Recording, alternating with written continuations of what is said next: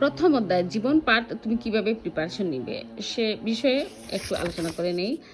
দেখো এখানে জীববিজ্ঞানের ধারণা, প্রধান শাখা, শ্রেণীবিন্যাসের ধারণা, নামকরণ, শ্রেণীবিন্যাস পদ্ধতি ইত্যাদি ইত্যাদি আছে। তো তুমি শাখা যেগুলো আছে এখানে আমরা জানি যে ভৌত জীববিজ্ঞান এবং ফলিত জীববিজ্ঞানের যে শাখাগুলো আছে এই শাখাগুলো জ্ঞান এবং অনুধাবনের জন্য ভালো করে, প্লাস বহু নির্বাচনের জন্য ভালো করে পড়বে। সাথে এই যে 5 জগৎ আছে, 5 জগতের ছকটা তো অবশ্যই, শ্রেণীবিন্যাস সম্পর্কে হালকা একটু পরে যাবে, শ্রেণীবিন্যাসের উদ্দেশ্য এবং কি ইত্যাদি। বহু নির্বাচনীতেও এখান থেকে অনেকগুলো প্রশ্ন আছে। আর হচ্ছে অবশ্যই অবশ্যই অবশ্যই তুমি এই যে 5 জগৎ আছে সেই 5 জগৎ সম্পর্কে অবশ্যই পড়ে নিবে। এই রাজ্য, এই দেখো এখানে সুপার কিংডম 1-এ আছে মনেরা রাজ্য, আর সুপার কিংডম 2-এ আছে। সুপার কিংডম 2-এ যেগুলো আছে আর কি, রাজ্য 1-এ মানে 2-এর হিসাবে 1 নাম্বার প্রোটিস্টা, তারপর হচ্ছে ফানজাই, তারপর হচ্ছে প্লান্টি, আর হচ্ছে অ্যানিমেলিয়া। এই 5 জগৎ সম্পর্কে পড়লে তোমাকে কেউ কোনো প্রশ্নে এই অধ্যায় থেকে আটকাতে পারবে না। যেমন আমি তোমার কুমিল্লা 14-24-এর একটা প্রশ্ন দেখাই, দেখো। পাউরুটিতে ব্যবহৃত অণুজীব, 21শে শৈবাল, নতুন প্রজাতির ধান।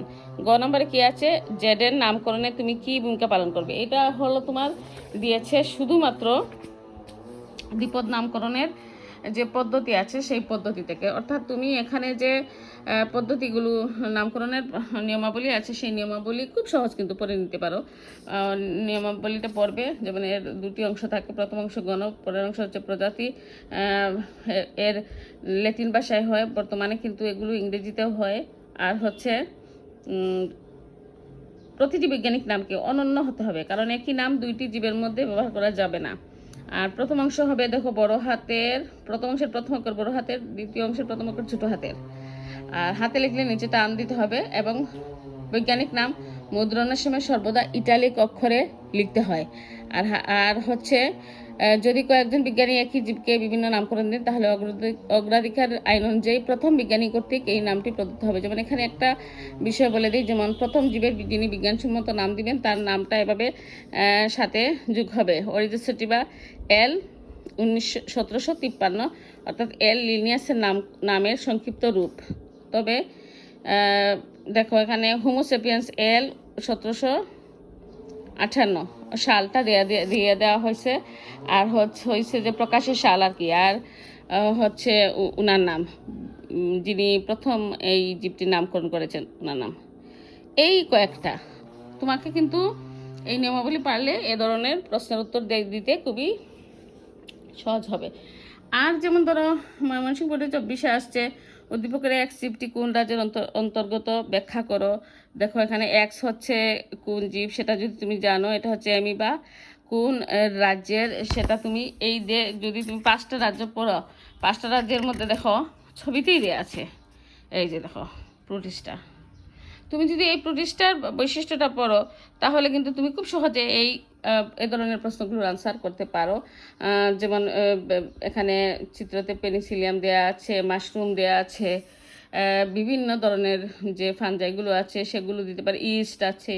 বিশেষ করে বহু নির্বাচনীতে কিন্তু এই নামগুলো বাইরে কোনো নাম দেওয়া হয় না। অনেক প্রশ্নে তুমি দেখবা নীলাভ সবুজ সুবাল দেওয়া থাকে। অবশ্যই মনে রাখবা এগুলো হচ্ছে মনেরা। নীলাভ সবুজ সুবাল, এরকম ছবিটা অনেক প্রশ্নে কমন একটা প্রশ্ন আছে এটা। আর প্লান্টি, যে কোনো উদ্ভিদ দেখলেই মনে করবা এটা হচ্ছে প্লান্টি, যে কোনো প্রাণী দেখলেই মনে করবা এটা হচ্ছে অ্যানিমেলিয়া। আর এইখানে যে মানুষের শ্রেণীবিন্যাসের কারণগুলো, শ্রেণীবিন্যাস এরকম হওয়ার কারণগুলো যে দেওয়া আছে এটা অবশ্যই শিখবে, শিখে আছে তোমাদের রিভিশন দিবে আর কি।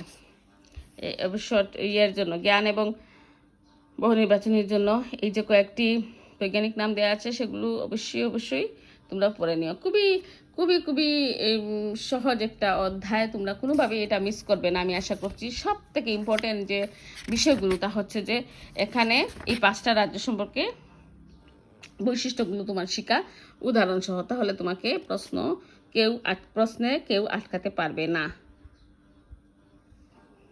ধন্যবাদ সবাইকে।